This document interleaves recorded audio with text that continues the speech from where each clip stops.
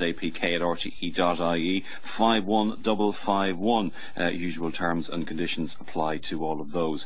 Yesterday morning on the programme, we spoke to Colm Henry, a resident of Glengad in County Mayo, who alleged that security personnel employed by Shell Ireland were constantly filming him and his grandchildren as they used the beach near his home. Mr. Henry lives near the site where Shell is planning to bring Corrib gas to land.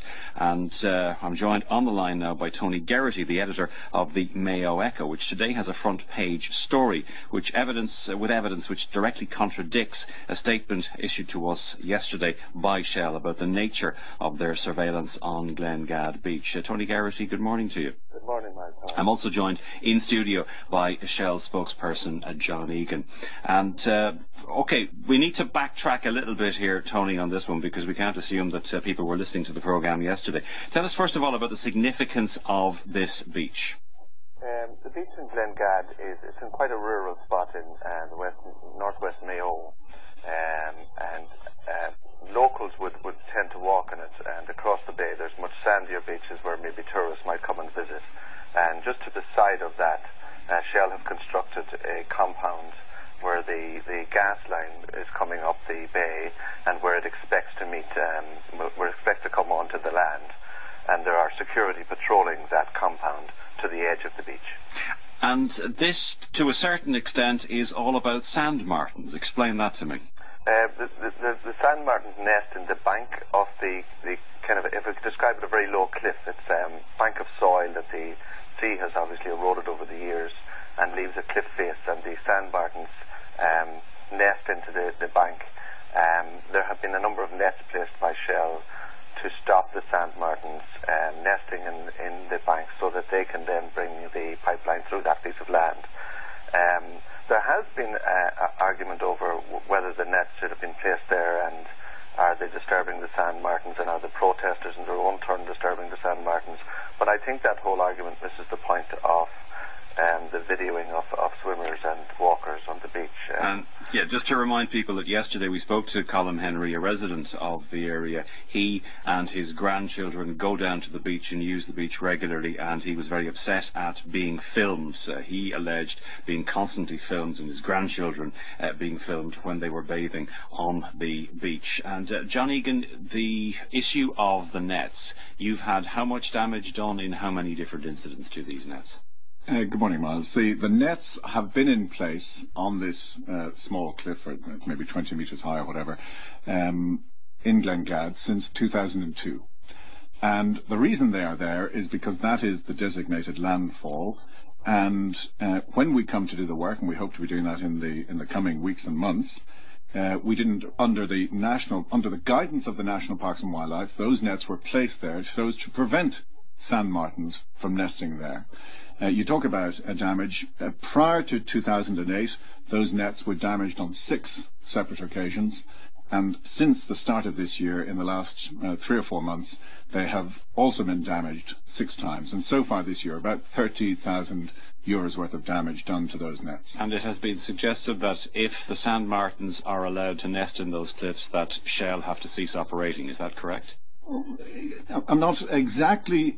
This is something that the National Parks and Wildlife would have jurisdiction over, but the reason the nets are there is to prevent the sand martins using that small stretch of cliff to build their nests so that the work can continue. And the reason why the security company is there with their cameras is if there is any activity on the beach which they suspect might be leading to or about to lead to a further violation of the nets. Is that correct? That's correct. And this is going to be, and Tony has described it very well, it's a compound, it's going to be a busy building site, and under our planning permissions and various consents under the Foreshore Act, we are required to fence off the site to make it, under the Health and Safety Act, a safe place to work. And unfortunately, because of the difficulties that the Corrib project has experienced in the past, and the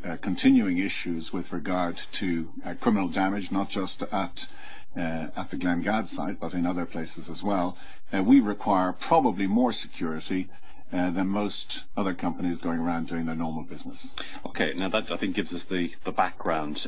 Tony, just to advance this a little bit, we talked to a very upset Colm Henry yesterday. We also talked to journalist Michael McCaughan, who said he had been filmed with friends while he was walking on that beach. Now, reporters from your newspaper have gone out. What have they found? What have they discovered, particularly in relation to whether or not actual filming is taking place rather than just cameras being pointed at people? I'll be a little more accurate. It was actually myself. Just yourself, okay, even better. I was trying to cover a SIPTU dispute on the Balnaboy refinery, and this place isn't too far away from that. Went down for a look. I have had reports for about 8 weeks now that people have been filmed on this stretch of beach. I went down about 8 weeks ago to have a look, and to be fair to the security then, I found them very polite. They were talking to me. I didn't have a difficulty with them. I went down a week ago, and I think it was on a Tuesday, and went to the SIPTU dispute and then took a spin round to have a look at this new compound. And things were quite different. The security guards were filming people walking down through the land towards the beach. They filmed me. They refused to engage in discussion. These are the ones at the back of the compound that look onto the beach. They refused to engage with me other than to say, please refer all queries to Shell corporate office. I saw them videoing a swimmer, a man, get undressed and go in for a swim, and then film him while he was swimming. I climbed the easier part of this cliff, and it wasn't in any way dangerous, but I think it's a misnomer to describe it as a cliff, but a bank maybe, and witnessed the two security guards play back on the screen of the video camera the footage of the swimmer, and laughing and giggling whilst they were playing that back. Okay, and could this swimmer feasibly have been somebody who was about to swim out and interfere with these nets? The nets are as far away from the water as you could get. They're actually up the beach and on the bank. None of the people who were there was a few others around too, none of them were near the net when this filming was being done. And filming was being done. This was not just a case either of people pointing a camera at somebody and not filming, or the camera, if you like, being used in lieu of binoculars, i.e. to get a close-up view of somebody without recording. I mean, that is something that we all do with cameras without actually recording anything. That's an argument I've heard on local media and yesterday on your own show, that they aren't actually filming, they aren't recording. I was able to stand within maybe 6-7 feet of one of the security guards, and I saw it coming up on the screen, and then I saw them play back the walk of the man into the water. Now, he was already in the water at that stage, so that was recorded and played back on their... They kind of flip a larger screen out to the side of the camcorder they use, and they played it back on that. Okay, so you can confirm that filming did actually take place. Now, the issue of the security men. Describe the security men, because you have photographs in the front page of the Mayo Echo today, and they look, well, I mean, they look a bit sinister, to put it mildly. They do indeed. They're wearing... It's described locally as a balaclava, but maybe that's a bit unfair. You would wear it under a motorcycle helmet. It covers the vast majority of your face, bar your eyes, and then they have a hard hat on that covers the top of their head. So really all you can make out is their eyes. And most of them actually wear sunglasses, so you can't even see that part. They wear a large blue jacket, marked security. They don't identify who they are or the company they work for. They're quite intimidating people just by the look of them. So the only identification they have on their clothing of any kind is the word security? On their back, yes. On their back. Quite large writing. You would know their security. Is this on one of these yellow jackets? It's actually a blue jacket with white reflective strips on it, and I think the security is in yellow or white on the back, I forget. Okay, under the Private Security Services Act of 2004, what is the obligation on security guards in terms of identification? I understand that the Act states quite clearly that people must display the number of the company they are working for. All companies must be registered now under this new Act. And I stood very close to these security guards, and none of them carried any identification. And nor would they say who they are or who they work for. And do you know what the penalties are under the Private Security Services Act for inadequate or improper identification? It's up to 1 year in prison or €3,000 fine per incident under that Act. Okay, can I just put some of those points then to John Egan? John, I mean, you have specific testimony, if you can call it that, from Tony Geraghty, the editor of the Mayo Echo, that filming is actually taking place, that a swimmer who could not possibly have had any evil or nasty intentions in relation to the netting was filmed, and that it was not only filmed but played back. Address that one first.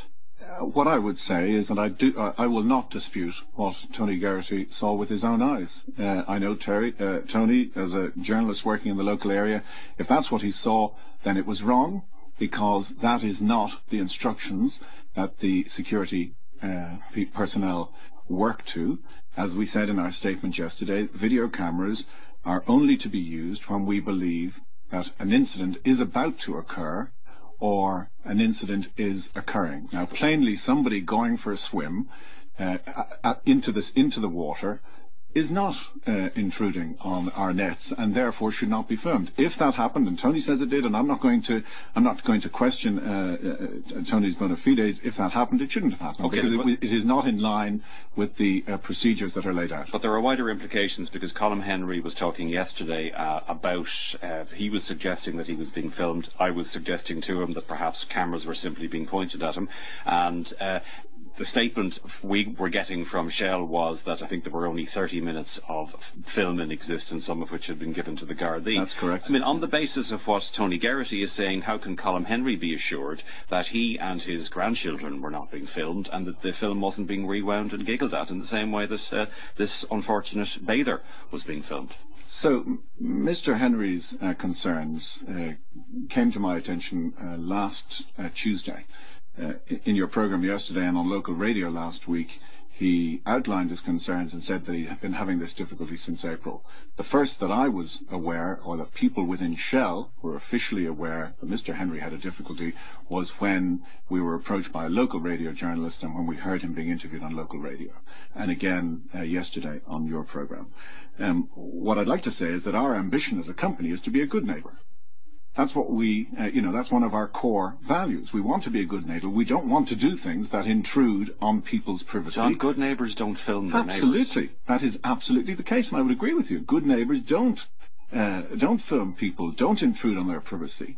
And what I would say, and I checked this out last Tuesday as a result of the questions that were put to me by the local radio journalist. I checked with the operations director of the company involved, was there any footage ever taken of Mr. Henry and his children, and was it and his children and grandchildren was what Mr. Henry was suggesting, and was there any footage, did it exist? And I was given categoric assurances.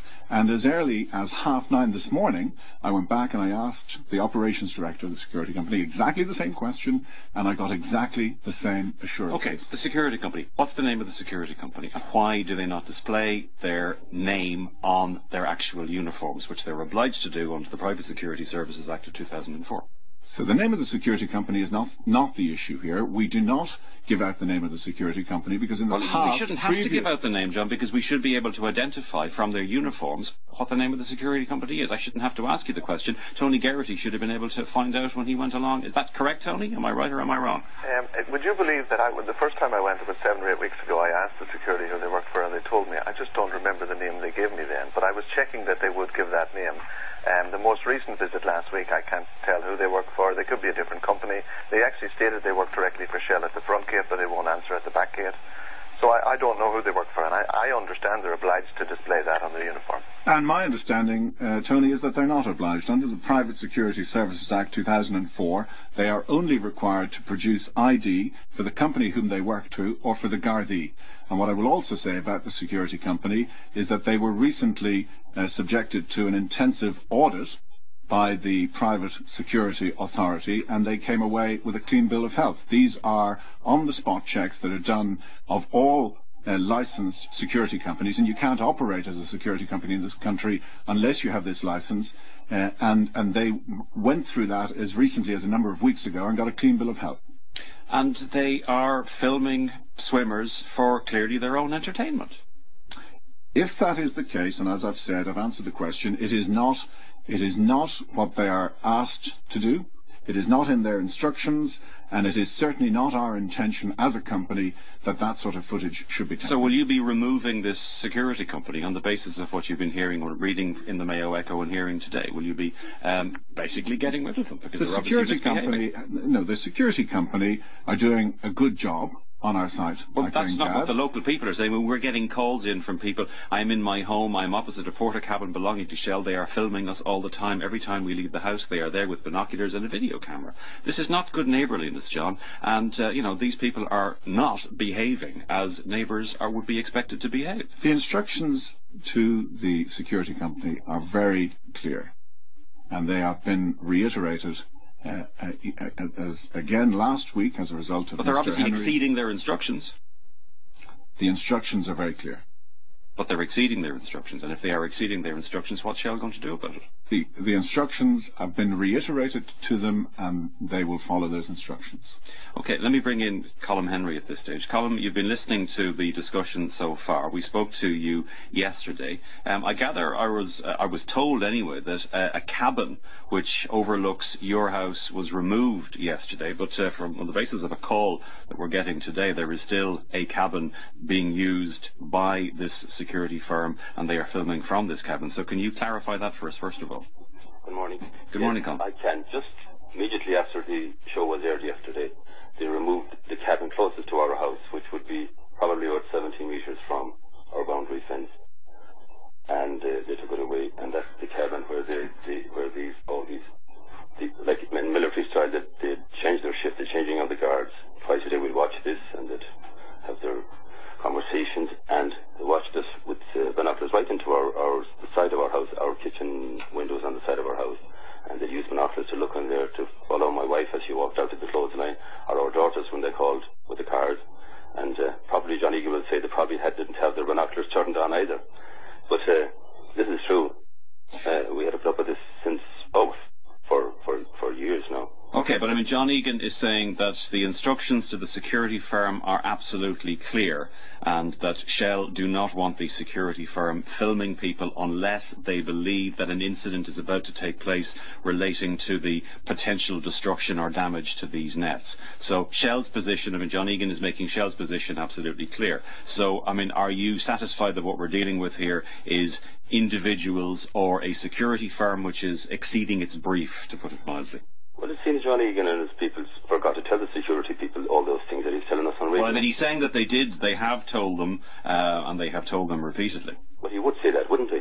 Well, they don't heed their bosses, it seems, because since last April, now, a 3-year-old little boy and a 7-year-old boy and a 5-year-old girl walking with their grandmother and their grandfather down through a private field onto the beach, well away from this compound, being constantly monitored by binoculars.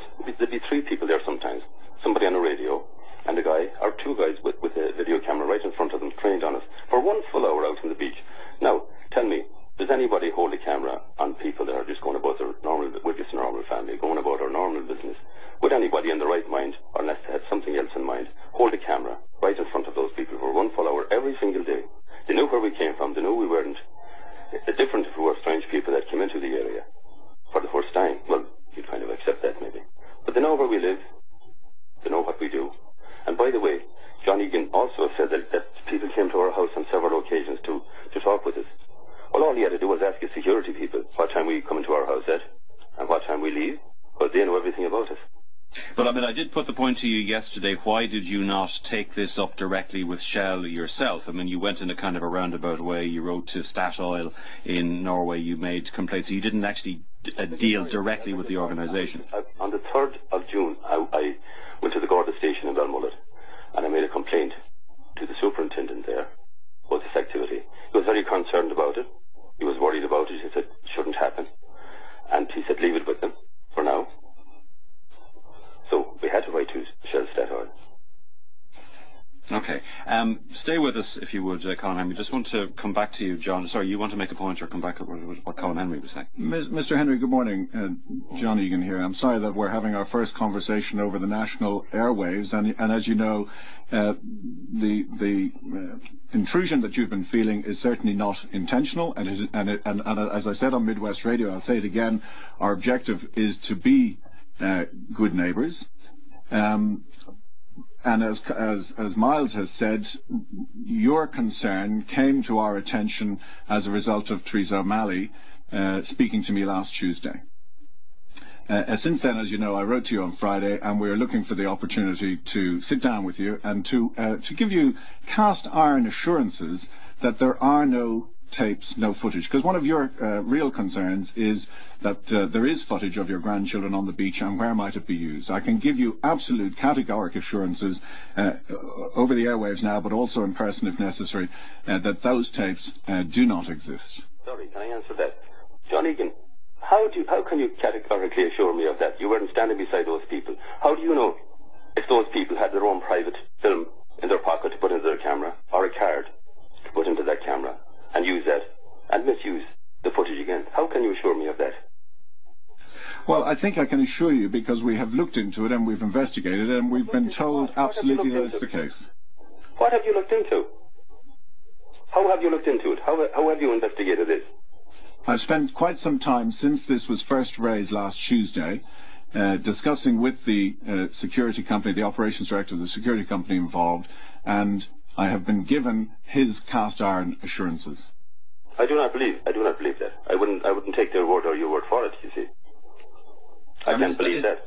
Is that not the problem, John, that there is a breakdown of trust? I mean, you talk about good neighbourliness, and there are a lot of people. It's not just Colm Henry. I mean, we are getting other calls, and we have spoken to other people in the course of the last 24 hours, and there is a breakdown of trust. People don't believe that that there is nothing nefarious going on. I mean, and Tony Garrity, to come back to Tony Garrity has the evidence of his own eyes that there is filming taking place, and there is filming taking place of people with perfectly innocent intentions. And I mean, on the basis of the instructions that you gave to this company, when this swimmer basically gets into the water and is obviously nowhere near the nets, the cameras should be switched off. There should be no further filming. The camera shouldn't be turned on in the first instance. Right. That is the instruction. It shouldn't be turned on in the first instance. So There's absolutely no need for somebody going for a swim on that beach, and it's not, it's, as Tony said, it's not the most touristed beach, but anybody walking that beach, going for a swim on that beach, there is absolutely no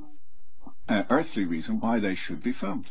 And this obviously has been going on, and as far as you're concerned, it is not going on anymore, and it will not go on in the future. And I mean, what about the issue of people having cameras pointed at them?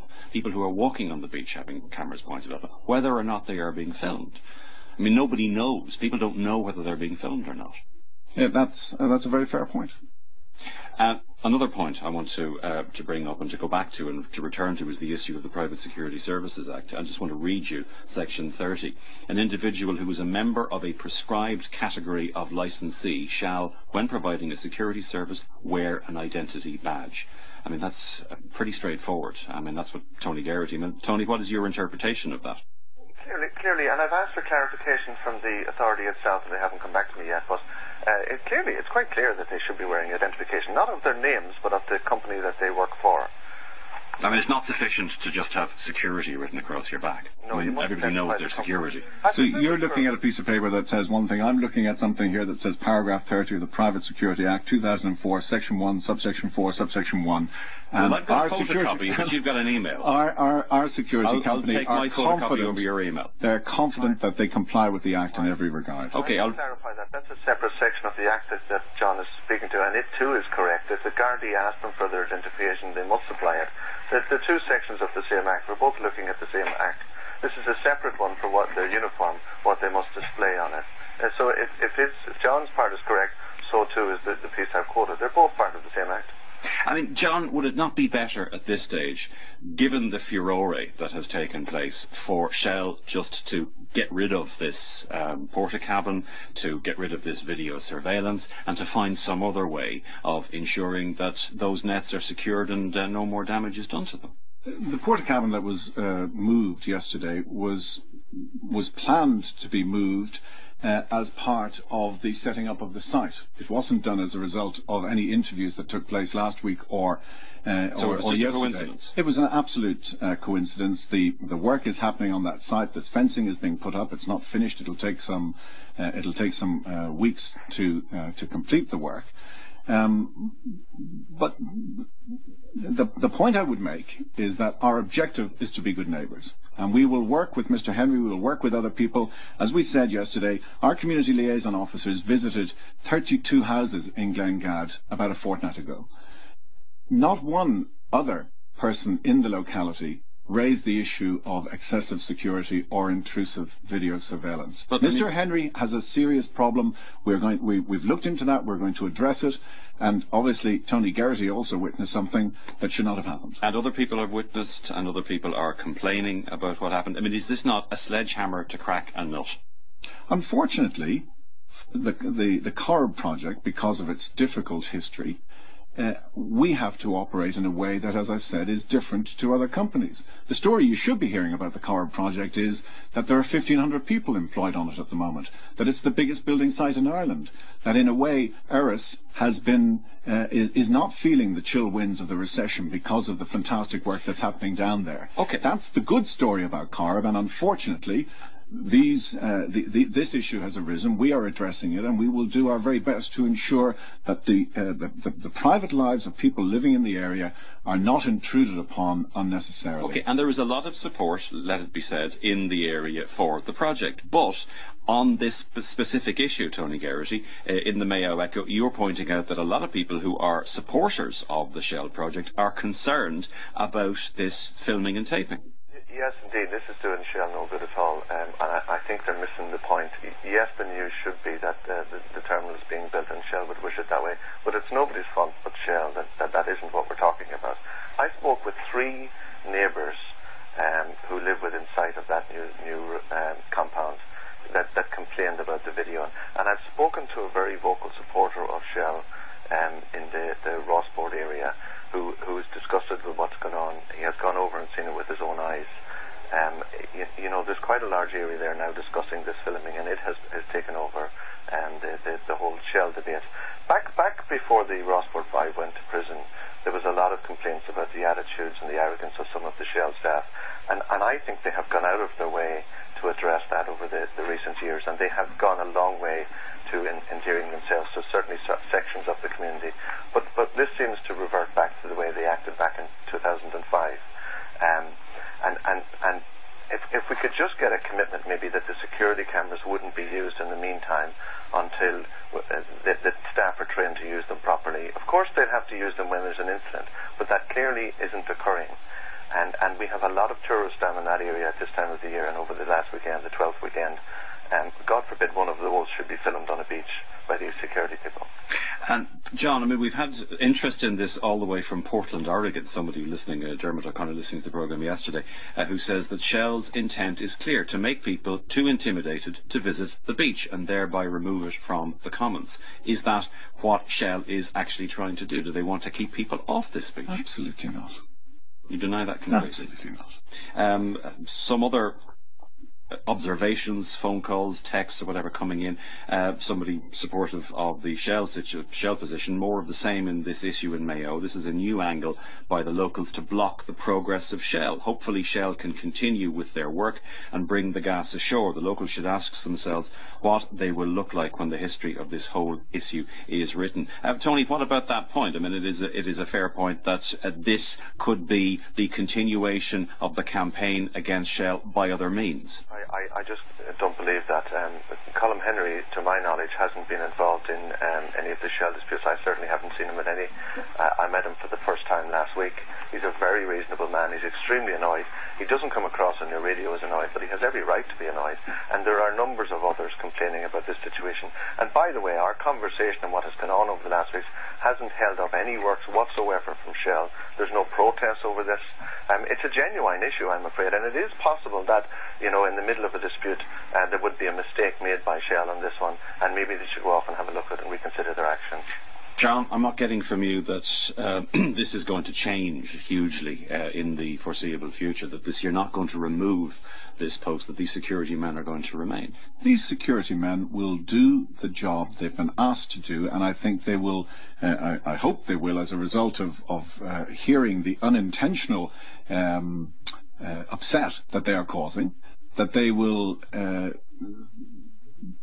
that they will operate in the manner that they're supposed to operate, which is only to firm when an incident is about to occur. And Colm Henry, is occurring. Colm Henry, your own attitude toward, I mean, the phone call that came in there, which suggests that you are, you know, this is a continuation of the protest by a different means. This is ratcheting up the whole Shell to Sea protest. I mean, what was your attitude towards the project before all of this began? What's your attitude now? We would rather, if this pipe did not come in front of our house, we will be forced to live in the shadow of this for the next 40 years, I suppose. We were hoping it would go in somewhere else. That's a fact. But I never caused Shell any bother. But you're not using this as a way of attempting to divert this and to move it into somebody else's backyard, as it were? Well, we wouldn't be having this conversation if Shell did not train their cameras on us or surveillance on our house. Okay, Colm, thank you very much for joining us today. John Egan, thank you very much indeed. And Tony Garrity, editor of the Mayo Echo, also thank you.